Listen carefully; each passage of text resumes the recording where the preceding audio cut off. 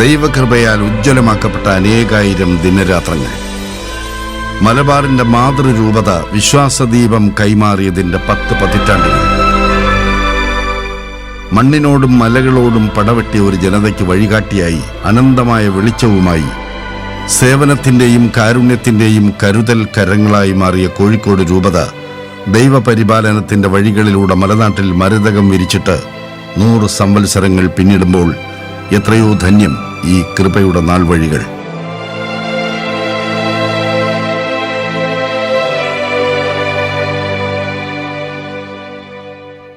മലബാറിലെ ക്രൈസ്തവ സഭയ്ക്ക് നൂറ്റാണ്ടുകളുടെ പൗരാണികതയുണ്ട്.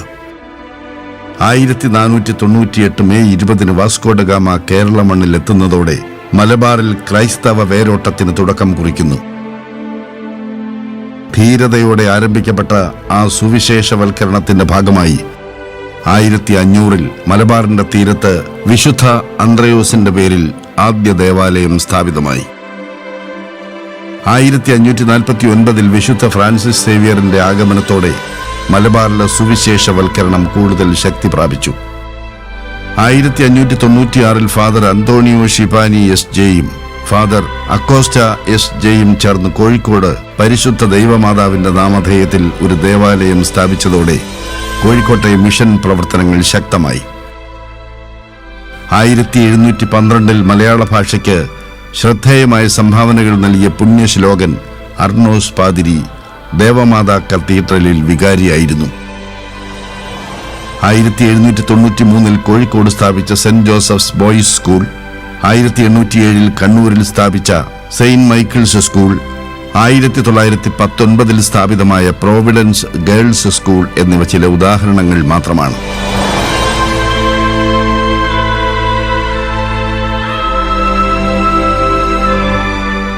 1723 മയ്യഴി താവളമാക്കി ഫ്രഞ്ച് കത്തോലിക്കയുടെ ആത്മീയ ശുശ്രൂഷയ്ക്കായി പോണ്ടിച്ചേരിയിൽ നിന്ന് ഫാദർ ഡൊമിനിക് OCD മാഹിയിലെത്തി. 1736 വിശുദ്ധ അമ്മ ത്രേസ്യയുടെ നാമധേയത്തിലുള്ള മാഹി ദേവാലയം നിർമ്മിക്കപ്പെട്ടു. കോഴിക്കോട് തീരപ്രദേശങ്ങളിൽ മാത്രമല്ല വിശ്വാസത്തിന്റെ ദീപനാളം കത്തിജ്വലിച്ചത്. 1825 വൈത്തിരിയിൽ ബ്രിട്ടീഷുകാർ സ്ഥാപിച്ച ദേവാലയം വയനാട്ടിലെ ആദിമ ക്രൈസ്തവ ദേവാലയമാണ്.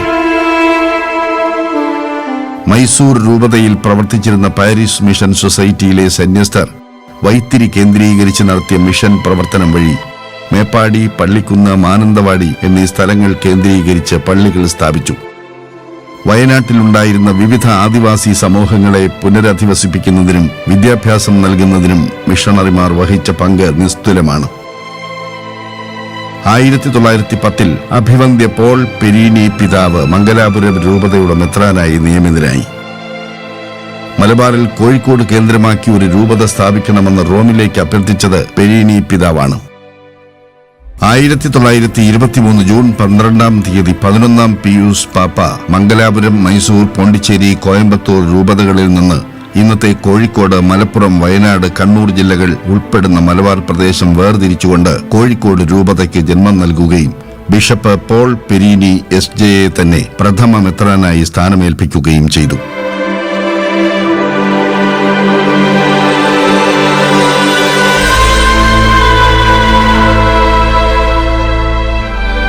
1925 ബ്രദർ സ്പിനല്ലി എസ്.ജെയുടെ സഹകരണത്തോടെ സെന്റ് വിൻസെന്റ്സ് ഇൻഡസ്ട്രിയൽ തുടങ്ങി. അദ്ദേഹത്തിന്റെ കാലഘട്ടത്തിലാണ് Fathima ITC, saint Vincent colony school, orphanage, saint Vincent home for poor, Cheruvannur orphanage, Mattool orphanage എന്നിവ സ്ഥാപിതമായത്. രൂപതയുടെ സാമ്പത്തിക സ്വയം പര്യാപ്തതയ്ക്ക് വേണ്ടി വയനാട്ടിൽ ചുണ്ടേൽ എസ്റ്റേറ്റ് വാങ്ങുന്നതും പെരീനി പിതാവിന്റെ ദീർഘവീക്ഷണത്തോടെയാണ്. 1932 മുതൽ 38 വരെ മോൺസിഞ്ഞോർ ബെഞ്ചമിൻ M. റംസാനി S.J. ആയിരുന്നു രൂപതയുടെ അപ്പോസ്തലിക് അഡ്മിനിസ്ട്രേറ്റർ. 1938 മാർച്ച് 13 കോഴിക്കോട് രൂപതയുടെ ദ്വിതീയ മെത്രാനായി right reverend doctor Leo Proserpio S.J. അഭിഷിക്തനായി. കേരള സഭയിലെ ഏറ്റവും വലിയ മിഷൻ കേന്ദ്രമായ ചിറയ്ക്കൽ മേഖലയിലെ മിഷൻ പ്രവർത്തനങ്ങൾ ആരംഭിക്കുന്നത് ലിയോ പ്രോസർപിയോ പിതാവിന്റെ കാലഘട്ടത്തിലാണ്. Father Peter Caironi SJ, father Joseph ടഫ്രയിൽ SJ, father Linus Maria Zuccol, father James Montanani SJ, father Aloysius Del Soto SJ, father Michael Vendramin SJ, father Vergottini SJ എന്നീ മഹനീയരെ ധന്യതയോടെ ഓർക്കുന്നു. 1948 രൂപതയുടെ മൂന്നാമത്തെ മെത്രാനായി ബിഷപ്പ് അൽദോ മരിയ പത്രോണി പിതാവ് സ്ഥാനമേൽക്കുന്നു. മലബാറിലെ കുടിയേറ്റ പ്രവർത്തന സംരംഭകർക്ക് ആക്കം കൂട്ടിയ മെത്രാനാണ് ബിഷപ്പ് അൽദോ മരിയ പത്രോണി. മേപ്പാടിയിൽ സ്ഥാപിച്ച കുഷ്ഠരോഗികളുടെ പുനരധിവാസ കേന്ദ്രം, പെരിന്തൽമണ്ണയിലെ അന്ധവിദ്യാലയം, കോഴിക്കോട് എരഞ്ഞിപ്പാലത്ത് സ്ഥാപിച്ച ബധിരർക്കും മൂകർക്കുമുള്ള സ്കൂൾ, ഇതൊക്കെ എടുത്തു പറയേണ്ടവ തന്നെയാണ്. രണ്ടാം വത്തിക്കാൻ സുന്നഹദോസിന്റെ മാറ്റങ്ങൾ കേരള ലത്തീൻ സഭയ്ക്ക് സംഭാവനയായി നൽകിയത് മലയാള ഭാഷയിലും അഗാധ പാണ്ഡിത്യം നേടിയ പത്രോണി പിതാവിന്റെ ആരാധനക്രമ പരിഷ്കരണത്തിലൂടെയാണ്. 1950കളിൽ കുടിയേറ്റക്കാരുടെ എണ്ണം 70,000 കടന്നപ്പോൾ പിൽക്കാലത്ത് മെത്രാനായിരുന്ന മാക്സ്വൽ പിതാവിന്റെ സഹായത്തോടെ മലബാറിന്റെ ഭൂപടമുണ്ടാക്കുകയും ഫാദർ CK മറ്റത്തിനെ സുറിയാനി ക്രിസ്ത്യാനികളുടെ എപ്പിസ്കോപ്പൽ വികാരിയാക്കുകയും ചെയ്തു. 1952 ഫാദർ ജോസഫ് എടമരത്തിനെ അവരുടെ വികാരി ജനറലായി നിയമിക്കുകയും ചെയ്തു. 1953 ഡിസംബർ 31 12ാം പിയൂസ് പാപ്പ തലശ്ശേരി രൂപത സ്ഥാപിക്കുകയുണ്ടായി. പത്രോണി പിതാവ് അന്നത്തെ കോഴിക്കോട് രൂപതയിൽ നിന്നുള്ള 30ഓളം ഇടവക ദേവാലയങ്ങളും അതിനോടനുബന്ധിച്ച സ്ഥാപനങ്ങളും വൈദികരെയും അവർക്കായി ഉദാരബുദ്ധിയോടെ വിട്ടുകൊടുക്കുകയും ചെയ്തു.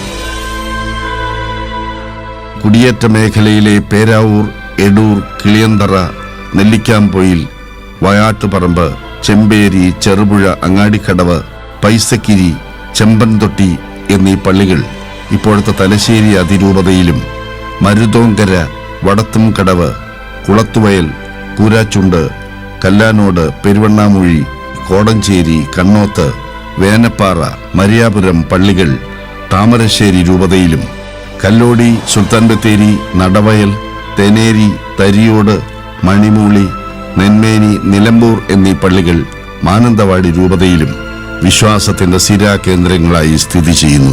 അന്നത്തെ കുളത്തുവയൽ ഇടവക വികാരിയും MSMI സന്യസ്ത സമൂഹത്തിന്റെ സ്ഥാപകനുമായ CJ വർക്കിയച്ചനെയും അവരുടെ ശുശ്രൂഷയ്ക്കായി നൽകി.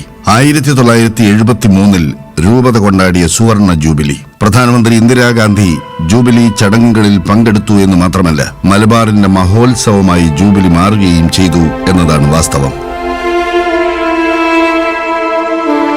1980 സെപ്റ്റംബർ 7 കോഴിക്കോട് രൂപതയുടെ ആദ്യ തദ്ദേശീയ മെത്രാനായി മാക്സ്വൽ നൊറോണ പിതാവ് ചുമതല ഏറ്റെടുക്കുന്നത്. മാനാഞ്ചിറ മൈതാനിയിൽ നടത്തപ്പെട്ട മെത്രാഭിഷേക മഹോത്സവം അവിസ്മരണീയമായ ഒരു അനുഭവം തന്നെയായിരുന്നു. രൂപതയിലെ സോഷ്യൽ സർവീസ് സൊസൈറ്റി ആരംഭിച്ചതും ബേസിക് ക്രിസ്ത്യൻ കമ്മ്യൂണിറ്റിയെ ശക്തിപ്പെടുത്തിയതും പിതാവാണ്. പിതാവിന്റെ കാലത്താണ് രൂപതയിൽ ബിബ്ലിക്കൽ മതബോധന ആരാധനാ കമ്മീഷനുകൾ ആരംഭിക്കുന്നതും രൂപതയുടെ പാസ്റ്ററൽ സെന്റർ എരഞ്ഞിപ്പാലത്ത് NRC സ്ഥാപിക്കുന്നതും. കേരള സഭയ്ക്ക് തന്നെ അഭിമാനിക്കാവുന്ന ബൈബിൾ കലോത്സവത്തിന് തുടക്കം കുറിച്ചത് മാക്സ്വൽ പിതാവാണ്. 1998 ഡിസംബർ 9 കോഴിക്കോട് രൂപത വിഭജിച്ച് കണ്ണൂർ രൂപത നിലവിൽ വന്നു. 2002 അഭിമന്യ ജോസഫ് കളത്തിപ്പറമ്പിൽ പിതാവ് രൂപതയുടെ മെത്രാനായി നിയമിതനായി. മോൺസിഞ്ഞോ വിൻസെന്റ് അറയ്ക്കൽ 2011 മുതൽ രൂപതയുടെ അഡ്മിനിസ്ട്രേറ്ററായി സ്ഥാനമേൽക്കുകയും രൂപതയെ നയിക്കുകയും ചെയ്തു. 2012 കോഴിക്കോട് രൂപതയുടെ മെത്രാനായി അഭിമന്യ വർഗീസ് ചക്കാലയ്ക്കൽ പിതാവ് സ്ഥാനമേറ്റെടുത്തു.